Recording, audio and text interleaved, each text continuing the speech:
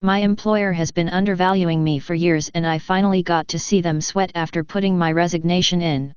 I've been working for my employer since I dropped out of college and told myself it was just a temporary job until I figured out what I actually wanted to major in.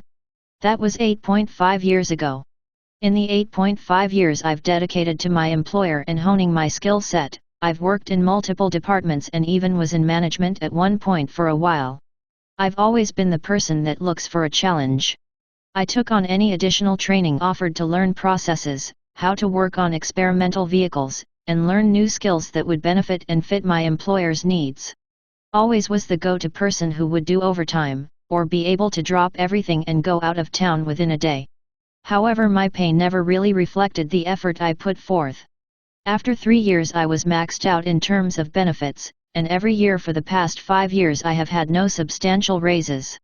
I was content with this for the longest time. Until recently. A new coworker point blank asked me, "Why do you still work here? You are extremely knowledgeable and you are the backbone of the whole shop." I never even thought of why I was still here, barely at the starting wage for the job I clawed my way to.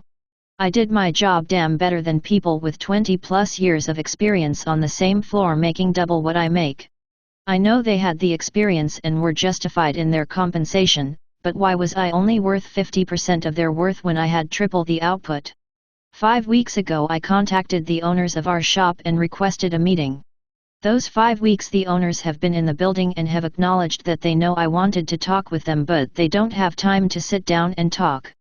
In those 5 weeks I decided to look and see what was available in my field. Within a day I had interviews set up and secured a new position within a week. A new position with our direct competitor who knew of me specifically. They offered me a 30% pay increase and the benefits package is something I dreamed of ever since I topped out at my employer. Today, after getting my official offer and start date, I turned in my resignation and was immediately called into a meeting with the owners. They immediately tried to match the offer.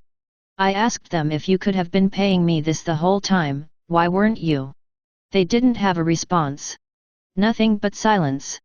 I stood up and said thank you for the opportunity you gave me, but I'm still leaving, and walked out the door. So infuriating and liberating at the same time. Edit, wow, I did not expect the overflowing support or people enjoying my experience. I thought maybe a few people would get a kick out of the mic drop and I needed a space to vent. Thank you all for the well wishes on my next endeavor.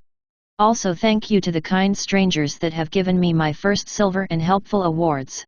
I was and still am fearful of a change, but it's time for me to take a chance and make a change for the better.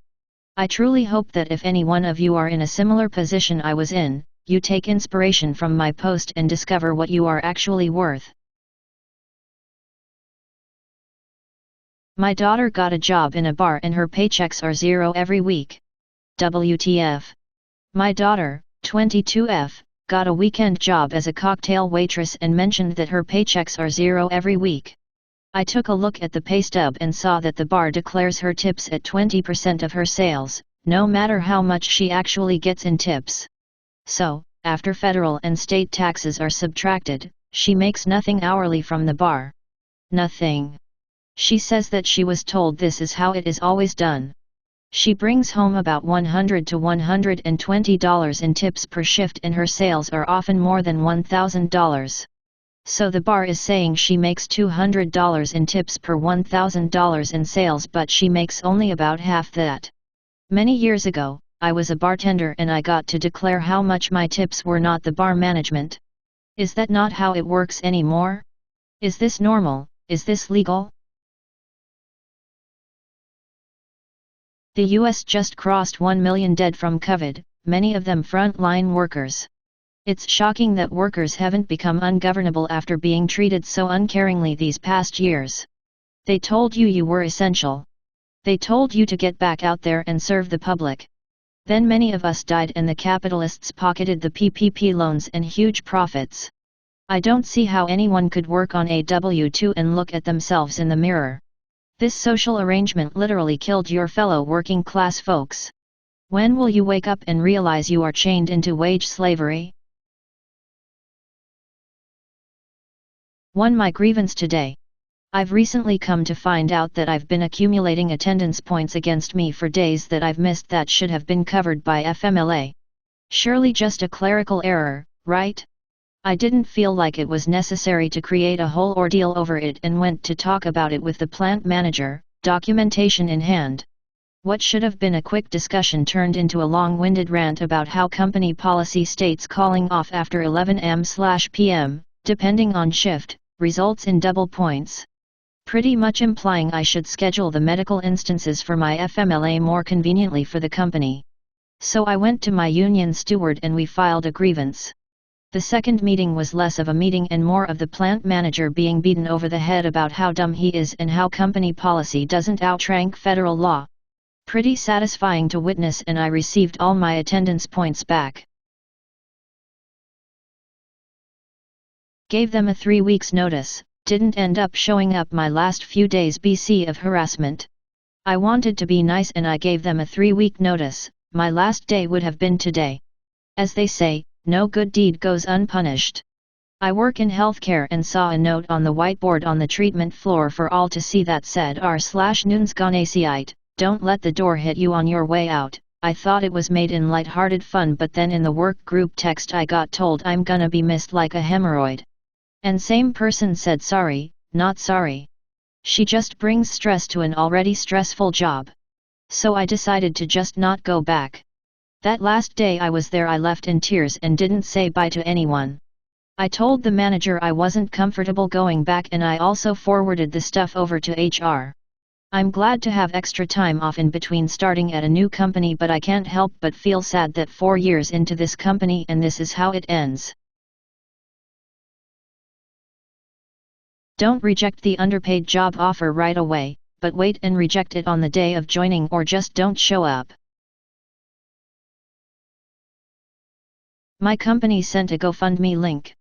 A high-level colleague experienced a devastating loss and I feel for her. However, my company should not be sharing a GoFundMe for her and her fam, encouraging us to contribute. I am baffled that they would do this. First of all, pay people enough that they can afford this sort of loss, and second of all, don't send it to the entire company when the person affected makes more than most of the other employees. I only commute on the clock. This may be a minor and petty form of protest, but whatever. I was hired into this role last year being told it would be hybrid. I didn't mind, because my last company did not handle things very well virtually and I thought it'd make the learning process much easier. The role I do is quite typically a remote role too, and I thought that they would likely let up a bit after I got through the training phase.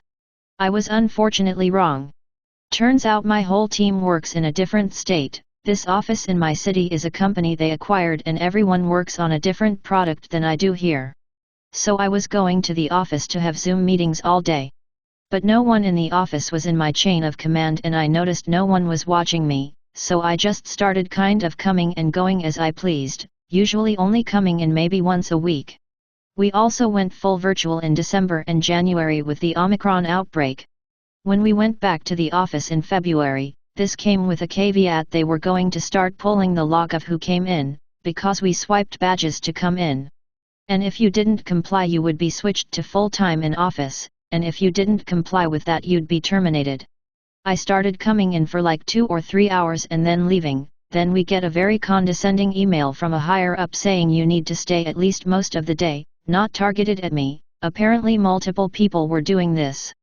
They don't have a log of when we actually leave, but the bathroom is in the hallway and you have to swipe to get back in, so they can usually kind of tell if you actually stayed for a bit. Which is way too micromanagey and shitty. And so I'm going to the office 3 days a week now as they want, but I made a rule with myself: I'm only commuting in the 8 to 5 time frame. I'm never going to leave for the office earlier than 8, and I'm always going to leave from the office to get home by 5. The other day I missed a meeting because of this. A coworker asked if I was going to join and I said I couldn't because I had to drive to the office as per the rules. My commute is roughly 40 to 70 minutes round trip depending on traffic, and if they want that extra 40 to 70 minutes per day of work out of me they can let me work from home. So I'm really only working 7-hour days plus a 1-hour commute, and that makes up the 40 hours a week I'm paid for. I also don't plug my computer back in when I get home. On my work from home days I'm way more liable to answer something if it comes in just after 5. On an office day, I'm done at 5 and it can wait until the morning. I haven't got in trouble yet, but I'm a damn good worker and I've already made myself very valuable to my team. We're actively having trouble hiring, because of the hybrid policy might I add, and need people so they aren't going to let me go anytime soon lightly, and I honestly don't need this job if they do. I have backup options lined up already in case this comes to a head. It might be a small form of protest, but fuck it. I already have a response planned if they get on to me about this too, because the gas prices I'm paying for no reason are getting ridiculous. TLDR company unnecessarily makes me come into the office. I make sure to only do my commute between the hours of 8 and 5 and do an hour less of work every day than I would working from home. Teachers want everything to be normal. That's why they leaving. That's the BS being peddled by Fox News. I walked out of the shower this morning to hear this coming from the TV while my dad was watching it. They were going on about how teachers have been leaving in mass droves since 2020 and the pandemic made things rougher for everyone. They then went on to talk about how student attendance/enrollment went down and more children were being homeschooled and school budgets were being cut and more educators were being let go because of it. And at the end of it all, the point that was being made was that things need to go back to normal. That teachers would return if students would return to the classroom and things would go back to pre-COVID. Not a single mention about how teachers are underpaid and overworked. Or how a higher wage would definitely bring back teachers. No, it's totally because of the lack of normalcy. Excuse me while I go throw up. So tired of standing. I just need to vent about this. I work at a retail store that sells video games and we have to stand our entire shift. And I'm so fucking tired of standing. At the end of the night, the key holder has to count the money and I have to clean the store. I tend to start cleaning pretty early, so I usually end up just waiting on the key holder, because I can't leave until they are finished. While I wait, I'm required to continue standing. Even though the store is closed and it's just me and my co-worker in the store and I finished all my tasks for the night. When I asked why I can't sit, they said they just don't like to see you sitting on the cameras, because there are cameras in the store watching us. I'm sitting here typing this because my feet and my shins hurt from standing for so long yesterday at this stupid fucking job that barely fucking pays me for this. And I have to go into work in an hour just to stand for another 4 hours. I know people have it worse than me, but it makes me feel like I'm not even human when I can't even sit down at work because they don't like to see it. Whatever the fuck that means. Sigh. Shower thought. What if job seekers went on strike from applying to roles for which the company has not publicly disclosed a salary range?